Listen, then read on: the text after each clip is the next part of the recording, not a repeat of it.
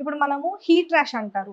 తెలుగులో వేడి పొక్కులు, వేడి కురుపులు అంటారు. సో, ఇది ఓన్లీ మనం సమ్మర్‌లోనే చూస్తాం. ఎందుకంటే ఎండ ఎక్కువ పడడం వల్ల స్వెట్ ఎక్కువొస్తుంది. ఆ స్వెట్ గ్లాండ్స్ ఏవైతే ఉంటాయో చెమట ఎక్కువ రావడం వల్ల ఆ స్వెట్ గ్లాండ్స్ అన్నీ క్లాగ్ అయిపోతాయన్నమాట. ఎక్కువ స్వెట్ రావడం వల్ల.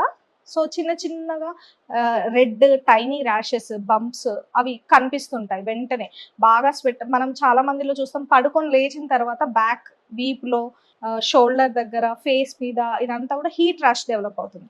దాన్ని మనం ప్రిక్లీ హీట్ అని కూడా అంటాం. ఎక్కువగా ఇది చిన్న పిల్లల్లో చూస్తాం.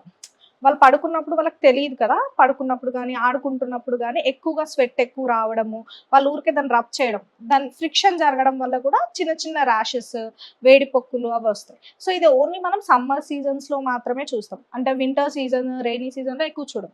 ఎందుకంటే ఇంత స్వెట్ వింటర్స్, రెయినీ సీజన్స్‌లో రాదు. ఈ స్వెట్ ఎక్కువ రావడం వల్ల ప్రిక్లీ హీట్ కానీ, హీట్ ర్యాష్ ఇది సమ్మర్ సీజన్‌లో చూస్తాం.